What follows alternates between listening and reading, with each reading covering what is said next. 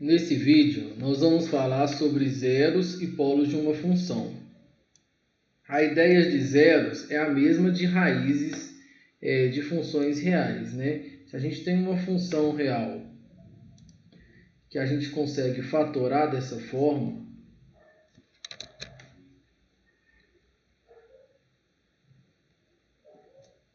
a gente já garante que x igual a 1 e x igual a 2 são raízes, e x igual a 1 tem multiplicidade 1 e x igual a 2 tem multiplicidade 3.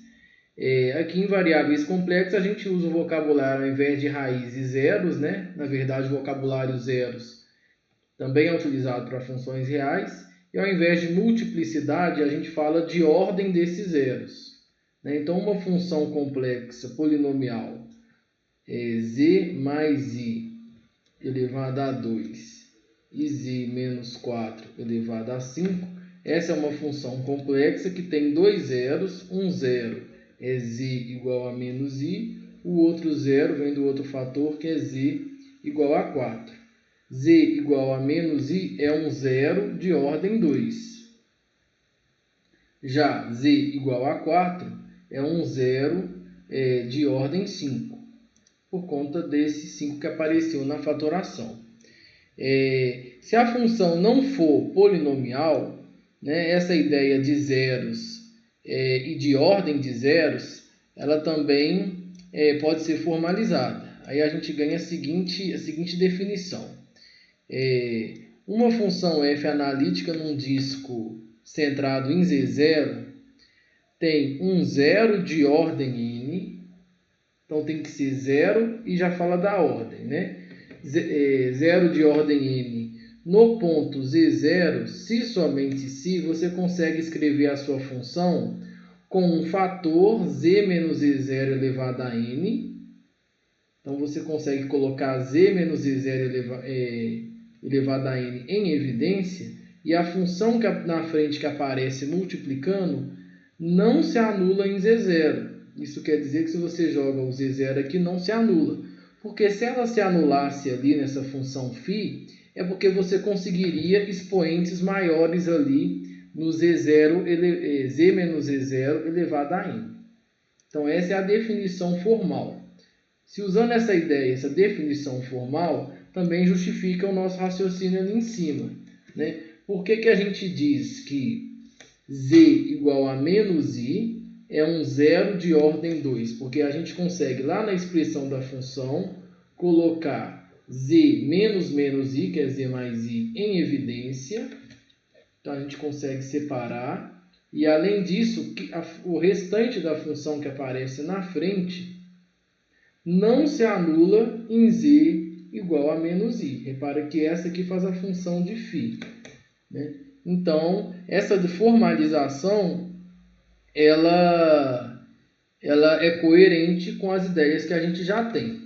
Mas, a partir dessa formalização, a gente consegue resolver essa ideia de calcular zeros e ordens para funções que não são polinomiais. Por exemplo, a função f de z igual a seno de z ao quadrado é uma função que se anula em zero, porque em variáveis complexas, seno de zero é igual a zero. Então, se a gente tem que z0 é igual a zero, né, a gente pode se perguntar qual é a ordem desse zero, né? Qual é a ordem do zero, que no caso é o próprio número complexo zero. Então, observando esse teorema, o que a gente tem que fazer? A gente tem que conseguir colocar em evidência z menos zero e tentar buscar o maior expoente possível quando a gente colocar em evidência. Quando a gente buscar o maior expoente possível, a função φ que aparecia aqui na frente não vai se anular em zero, e aí a gente vai ter resolvido o nosso problema. Então, qual que é a ideia de buscar colocar em evidência a maior potência de z nesse caso, né? Porque z menos zero nesse caso é z. Então, a gente tem que buscar nessa expressão aqui, colocar em evidência a maior potência de z possível, né? Mas seno de z ao quadrado não é um polinômio, mas a gente consegue escrever através de uma série. A série da função seno é z menos z3 sobre 3 fatorial mais z5 sobre 5 fatorial. Aí no caso menos, né, porque é uma série alternada, z7 sobre 7 fatorial mais, e por aí vai. Então a série de seno de z ao quadrado é substituir z ao quadrado no lugar de z lá na série da função seno. Vai ficar z2 menos z2 elevado a 3 sobre 3 fatorial mais z2 elevado a 5 sobre 5 fatorial menos z2 elevado a 7 sobre 7 fatorial mais e reticências. Bom, que nesse caso é z2 menos z6 sobre 3 fatorial mais z10 sobre 5 fatorial menos z14 sobre 7 fatorial mais e reticências. Aí a pergunta, qual é a maior potência de z que eu consigo colocar em evidência? Z2. Quando você coloca z2 em evidência, fica 1 menos z3, na verdade z3 não, z4 sobre 3 fatorial mais z8 sobre 5 fatorial menos z12 sobre 7 fatorial e por aí vai. Então eu consegui colocar z2 em evidência e além disso, a função que apareceu aqui na frente, que eu estou chamando de φ de z, é uma função que não se anula em z igual a zero, né? Porque quando você joga z igual a zero aqui nessa série, todas as parcelas têm z, exceto a primeira, então a resposta vai dar 1. Então eu garanti que eu não consigo colocar uma potência maior de z em evidência. A maior potência de z que eu consigo colocar em evidência é z2. Se 0 anulasse essa expressão φ, é porque eu ia conseguir colocar em evidência uma potência de z maior. Conclusão, nesse exercício, a gente sabe que z0 igual a zero, né? Então, na verdade, z igual a zero é zero de ordem 2. Então, esse teorema aqui, nessa definição, que é posta como um teorema, mas na verdade a gente pode usar como uma definição, ela é bem útil porque ela define, né, o que é ser um zero de ordem n de uma maneira mais geral. Bom, e o que isso tem a ver com polos?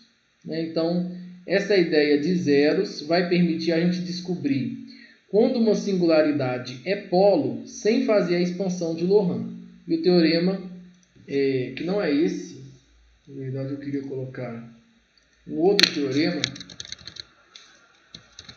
Agora sim, e o teorema que nós vamos usar é o seguinte, né? Se você tem duas funções g e h, e sua função f de z, ela é da forma g de z sobre h de z, e aí você supõe que lá no denominador, na sua função h, você tem que z0 é zero de ordem n.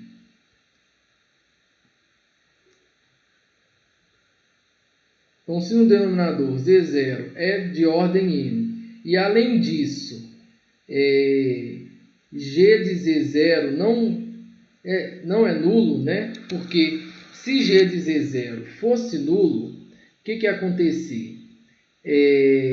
Z0 seria uma raiz, seria um zero do numerador, e ele teria a ordem de pelo menos 1. Então, você ia ganhar fator z menos z0 aqui em cima. E o que ia acontecer é que, como aqui embaixo z0 também é um zero, você ia ganhar um fator z0 embaixo, pelo menos um fator, e você poderia simplificar. Né? Então, eu estou na hipótese em que isso não acontece. Né? Que hipótese que é essa? Z0 é um zero de ordem n do denominador, mas não anula o numerador. Se anular o numerador, você tem que manipular e cortar os fatores idênticos do numerador e denominador para você usar esse teorema. Então, a hipótese nossa é a seguinte. Z0 é um zero de ordem n do denominador. E, além disso, não anula o numerador, né? E aí você ganha informação sobre a função f. Você garante, nesse caso, a conclusão, né? Que a sua função f tem um polo de ordem n em Z0. Então, o enunciado pode ser abstrato, mas ele é muito simples de você utilizar. Vamos pegar, por exemplo, primeiro o exemplo que eu dei inicialmente, né? Z mais I e Z menos 4. Então, se a gente pega a função, um exemplo, se a gente pega a função 1 sobre Z mais I elevado a 2 vezes Z menos 4 elevado a 5, essa função complexa é uma função que tem duas singularidades, e as singularidades são Z igual a menos I e Z igual a 4. A princípio, para a gente descobrir se essas singularidades são polos e qual ordem dos polos, a gente deveria fazer a expansão de Loran em cada uma delas, que é um problema extremamente trabalhoso, né? Mas esse teorema já garante o seguinte: repara que Z igual a menos I é um zero de ordem 2 do denominador. E, além disso, não anula o numerador, porque o numerador é uma constante. Então, você já ganha a conclusão que a sua função f tem polo de ordem 2 em Z igual a menos I. E, além disso, você ganha outra, pelo mesmo motivo, né? Z igual a 4 é um zero de ordem 5 do denominador. E repara que Z igual a 4 não anula o numerador. Então, estou na hipótese do teorema. A minha função f tem polo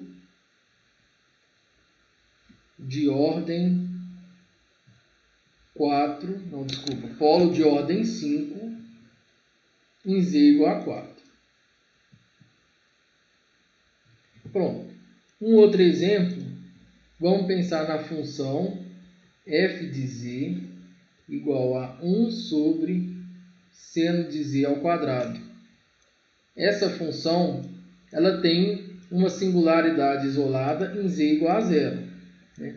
Repara que fazer a expansão de Loran dessa função aí em torno de 0 é extremamente trabalhoso, porque vai ficar 1 sobre uma série. Aí a gente teria que estudar a aritmética de divisão de números por séries, para a gente obter a série de Loran. Então fica praticamente impossível, com as ferramentas que a gente tem, determinar a série de Loran dessa função. Bom, mas o teorema já vai garantir para a gente que z igual a 0 é um polo. A gente viu no exemplo acima que z igual a 0 é zero de ordem 2. Né? De qual função? De seno de Z2. Então, z igual a 0 é um zero de ordem 2 do denominador.